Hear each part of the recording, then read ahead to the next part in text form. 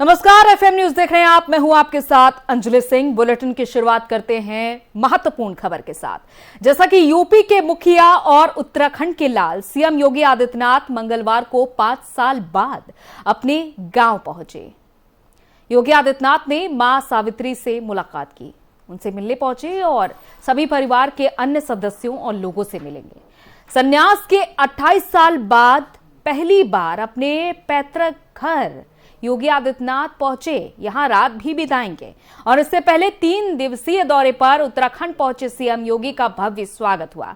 पूर्व मुख्यमंत्री त्रिवेंद्र सिंह रावत ने योगी आदित्यनाथ का उत्तराखंड पहुंचने पर स्वागत किया। उत्तर प्रदेश के मुख्यमंत्री बनने के बाद योगी आदित्यनाथ मंगलवार को पहली बार अपने पैतृक गांव यमकेश्वर के पंचूर पहुंचे। यहां उन्होंने सबसे पहले पंचूर से करीब 3 किलोमीटर दूर बिथानी स्थित महायोगी गुरु गोरखनाथ राजकीय महाविद्यालय परिसर में गुरु महंत अवैधनाथ की प्रतिमा का अनावरण किया और इस दौरान अपने गुरु अवैधनाथ को याद करके सीएम योगी आदित्यनाथ की आंखें नम हो गईं।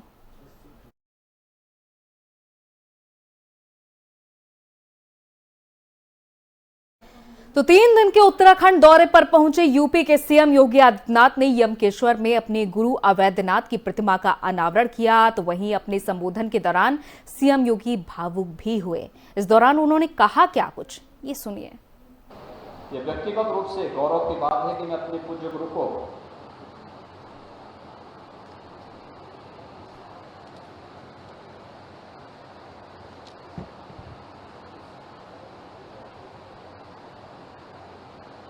उनकी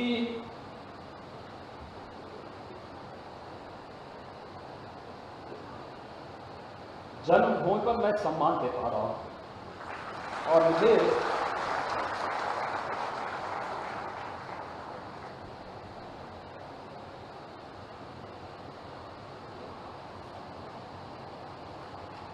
इस कार्यक्रम में उत्तराखंड सरकार ने बुलाया।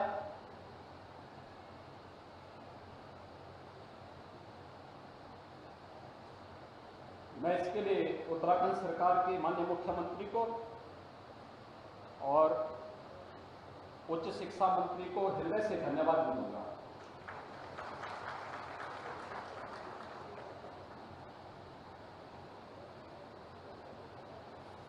भाइयों बहनों, आज मेरे लिए और भी गौरव का विषय है कि यहां पर मुझे अपने स्कूली गुरुओं का भी सम्मान करने का सौभाग्य प्राप्त हुआ। मैंने पहली से 9वीं क्लास तक यहां पे पढ़ा था, हांगर में, चमकोट थाल में।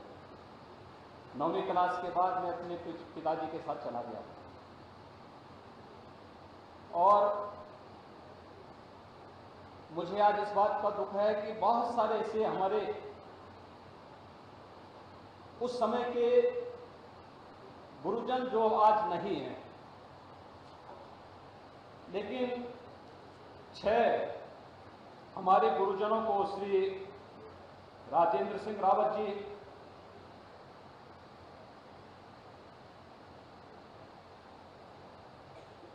श्री रघुवीर सिंह ने भी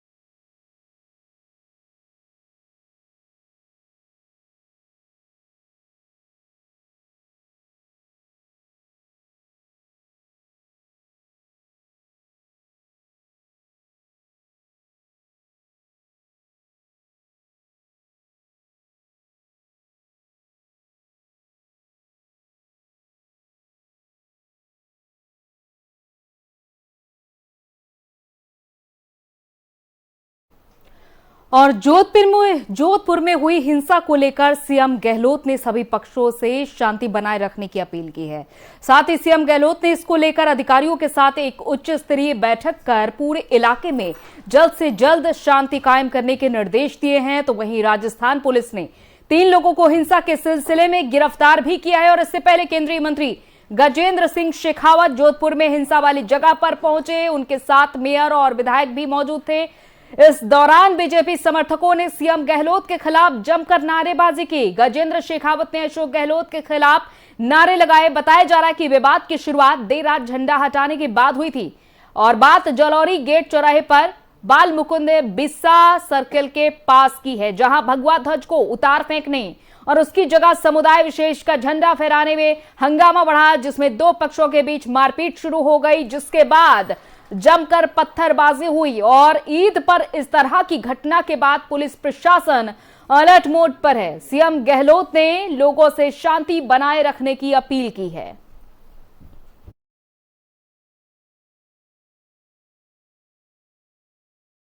और हमारे साथ बीजेपी विधायक सूर्यकांता व्यास जी जुड़ चुकी हैं। सूर्यकांता जी, बहुत बहुत स्वागत है आपका एफएम न्यूज में।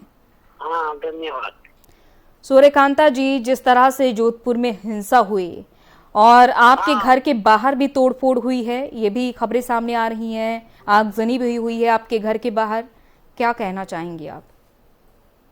ये बहुत दुर्भाग्यपूर्ण बात है कि जोधपुर जैसे शहर के अंदर इस तरीके से दुर्घटनाएं होना और मूर्ति के ऊपर इस तरीके से वार करना। मूर्ति लगी हो तो स्वतंत्रता सेनानी है, ऐसा करके झगड़ा शुरू वहां से हुआ है। कल रात भर झगड़ा चला है, रात भर मैं बाहर जालोरी गेट पे बैठी रही हूँ और आज सुबह फिर झगड़ा हुआ है। जिससे पुलिस नाकामयाब रही है, प्रशासन नाकामयाब रहा है। मेरा बिल्कुल सब मैं कह रहा हूँ, राजस्थान के मुख्यमंत्री का गृह जिला और मुख्यमंत्री के गृह जिले के अंदर ऐसी वारदात होना बहुत शर्मनाक बात है। क्या जोधपुर आने को आपने नुकसान पड़ा है। जब आज अक्षय तीज है, कितना जोरदार जोधपुर में लोग उत्सव मनाते हैं इनका, सारे लोग खरीदारी करते हैं, सारी दुकानें बंद। सूर्यकांता जी, दोनों समुदाय के विशेष त्योहार के आज। सूर्यकांता जी, मेरे मकान के बाहर मोटरसाइकिल जला देना, मेरे दरवाजे खटखट करके तोड़ना, ये कोई मामूली बात है क्या? बिल्कुल बात, अच्छी बात बिल्कुल इस तरह की घटना पर कार्रवाई होनी चाहिए और बड़ी ही सबको सख्त होना चाहिए। सूर्यकांता जी, बड़ी ही मुश्किल से पुलिस ने स्थिति पर काबू पाया था। देखिए, 12 घंटे में दोबारा से हिंसा भड़की है।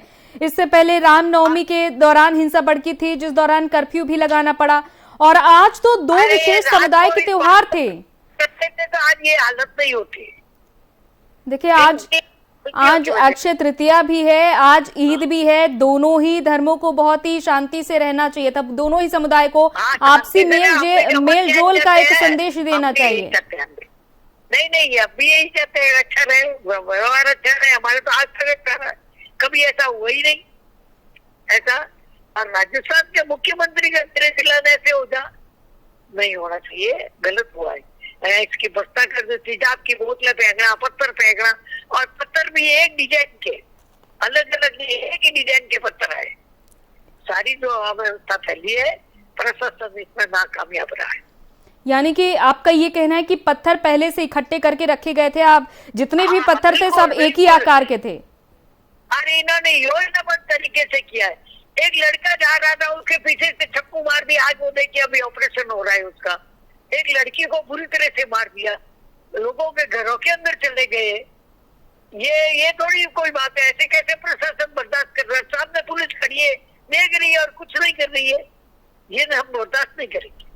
और स्वतंत्र सेनानी है बाल मुकुंद बिस्सा, उनके ऊपर से भगवा झंडा लगा हुआ उतार के तिरंगा लगा दिया।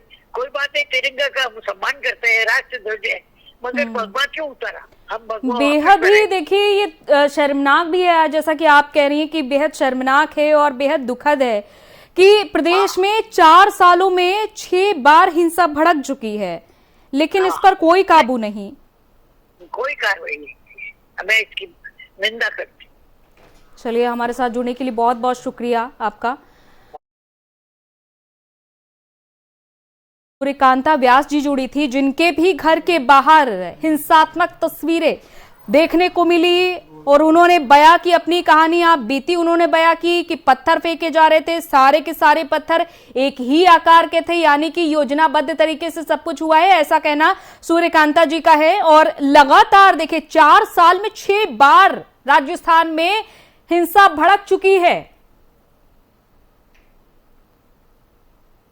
तो 2 मई को भड़की हिंसा के बाद कर्फ्यू लगा दिया गया था, इंटरनेट सेवाओं को बंद रखा गया, लेकिन इस तरह की स्थिति देखने को मिल रही है।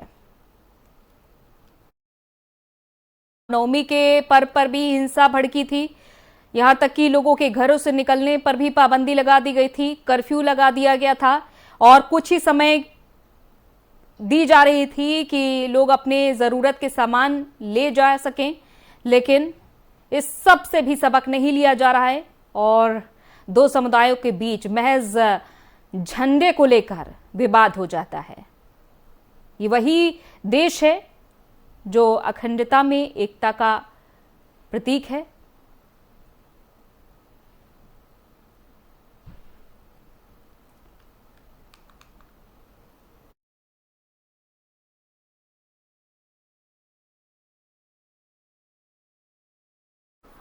और पीएम नरेंद्र मोदी 3 यूरोपीय देशों की अपनी यात्रा के दूसरे चरण में डेनमार्क के कोपेनहेगन पहुंचे, जहां कोपेनहेगन एयरपोर्ट पर डेनमार्क के प्रधानमंत्री मेटे फ्रेडरिक्सन ने एयरपोर्ट पर उनकी अगवानी की। पीएम मोदी आज डेनमार्क के पीएम मेटे फ्रेडरिक्सन के साथ प्रतिनिधिमंडल की स्तर की वार्ता करेंगे और इस दौरान दोनों राष्ट्राध्यक्ष समझौता ज्ञापन पर हस्ताक्षर करेंगे, जिसके बाद पीएम मोदी व्यापार गोलमेज सम्मेलन में हिस्सा लेंगे और रात में डिनर के दौरान क्वीन मार्गरेट से मिलेंगे और डेनमार्क के प्रधानमंत्री मेटे फ्रेडरिक्सन के साथ डेलीगेशन स्तर की वार्ता करेंगे, समझौता ज्ञापन का आदान प्रदान करेंगे, बाद में व्यापार गोलमेज सम्मेलन में हिस्सा लेंगे। पहला दिन जर्मनी में बिताया था।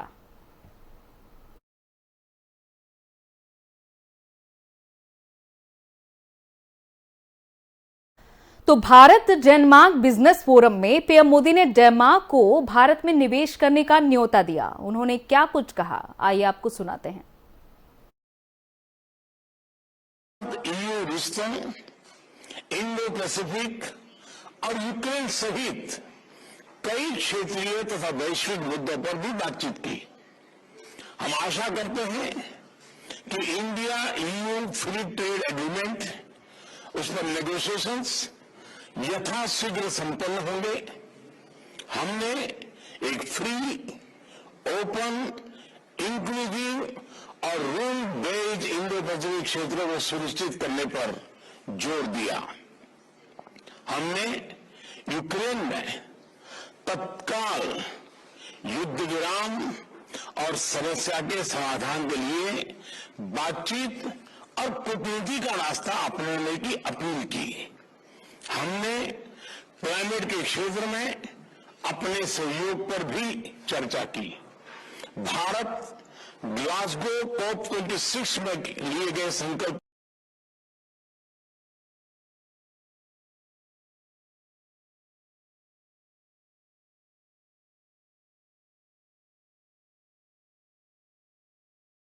और जोधपुर में हुई हिंसा को सीएम अशोक गहलोत ने दुर्भाग्यपूर्ण बताया है। साथ ही उन्होंने सभी लोगों से शांति बनाए रखने की भी अपील की है। इसके साथ ही उन्होंने असामाजिक तत्वों पर सख्ती बरतने की भी हिदायत दी है। आपको सुनाते हैं सीएम अशोक गहलोत ने क्या कुछ कहा।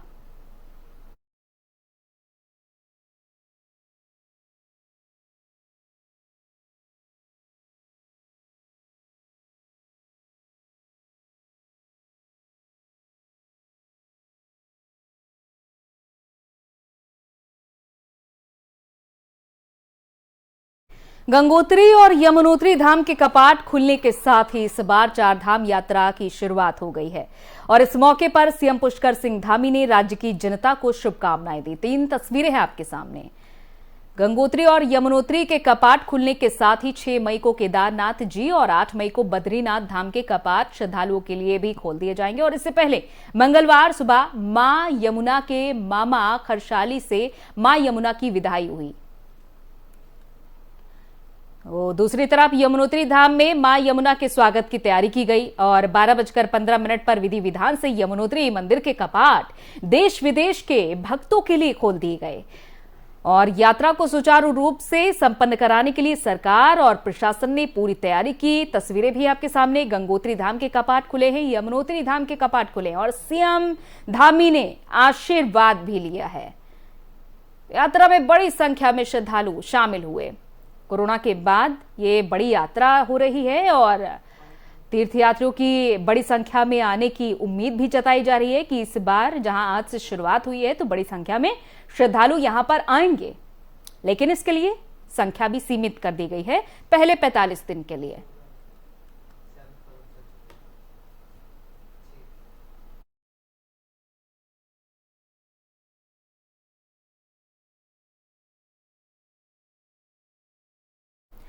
तो चार धाम यात्रा को लेकर उत्तराखंड के डीजीपी अशोक कुमार ने बयान दिया है। उन्होंने स्पष्ट कर दिया है कि चार धाम यात्रा के लिए पूरी तरीके से प्रशासन की तैयारियां हैं और क्या कुछ कहा है उन्होंने, देखते हैं। नमस्कार, मैं डीजीपी उत्तराखंड आज आपको चार धाम यात्रा के बारे में कुछ जानकारी देना चाहता हूं। उत्तराखंड के जो चार धाम हैं, बद्रीनाथ जी, केदारनाथ जी, गंगोत्री और यमुनोत्री, ये इनके खुलने का समय आ गया है। 3 तारीख को गंगोत्री और यमुनोत्री के द्वार खुल रहे हैं, 6 तारीख को केदारनाथ जी के द्वार खुल रहे हैं, 8 तारीख को बद्रीनाथ जी के द्वार खुल रहे हैं और 22 तारीख से हेमकुंड साहिब के कपाट खुल रहे हैं। उत्तराखंड पुलिस आपका इस यात्रा में स्वागत करने के लिए पूरी तरह तैयार है। मैं कुछ टिप्स या कुछ जानकारियाँ आपके साथ साझा करना चाहूँगा जो आपकी यात्रा को सफल बनाने के लिए जरूरी है। इस बार चार धाम की यात्रा के लिए आपका रजिस्ट्रेशन कराना बहुत ज़रूरी है। रजिस्ट्रेशन आप ऑनलाइन करा सकते हैं। रजिस्ट्रेशन एंड touristcare.uk.gov.in इस लिंक पर आप जो है अपने को रजिस्टर करा सकते हैं। जो लोग ऑनलाइन रजिस्टर नहीं करा पाएंगे उनके लिए जो उत्तराखंड के बॉर्डर्स हैं, जैसे नारसन है या आशारोड़ी है या कोटद्वार है, वहाँ पे भी ये रजिस्ट्रेशन हो सकेगा। पर मेरा सुझाव है कि आप ऑनलाइन रजिस्टर करा लें, क्योंकि एक दिन आने वाले यात्रियों की संख्या लिमिटेड की गई है, जिससे कि आपको ऊपर जाकर के परेशानी ना हो। दूसरी एक गलतफहमी फैलाई गई है कि कोविड के दृष्टिगत आपको RT-PCR रिपोर्ट होना जरूरी है या कि डबल वैक्सीनेशन डोज का सर्टिफिकेट होना जरूरी है। ये सब हो तो अच्छा है, किंतु मैं स्पष्ट करना चाहूँगा कि ये मैंडेटरी नहीं है। ये आज की तारीख में जो नियम लागू हैं उत्तराखंड में, उसके हिसाब से RT-PCR रिपोर्ट का और डबल वैक्सीनेशन। देश भर में ईद मनाई जा रही है आज से और ईद के दिन समाजवादी पार्टी में भूचाल मचा हुआ है। आजम खान के बेटे अब्दुल्ला आजम खान ने ईद के मौके पर ट्वीट कर पिता के नाम एक संदेश लिखा है। अब्दुल्ला आजम खान ने मीडिया को भी अपने ट्वीट के माध्यम से निशाने पर लिया। अब्दुल्ला ने ट्वीट कर लिखा, वो जो ख्वाब था मेरे जहन में, ना मैं कह सका ना मैं लिख सका, कि ज़बां मिली तो कटी हुई, कि कलम मिला तो बिका हुआ। आपके बिना पहली ईद है, अल्लाह पाक कभी दोबारा ऐसा मौका ना लाए। बता दें कि सपा के वरिष्ठ नेता और 10 बार के विधायक आजम खान सीतापुर की जेल में बंद हैं। आजम खान उत्तर प्रदेश की राजनीति में काफी बड़ा और अहम नाम है। आजम खान के मीडिया प्रभारी फसाहत अली खान ने कुछ दिन पहले ही एक बयान दिया था कि आजम खान ईद अपने परिवार के साथ मनाएंगे, लेकिन ऐसा नहीं हो पाया क्योंकि उन्हें कोर्ट से जमानत नहीं मिली।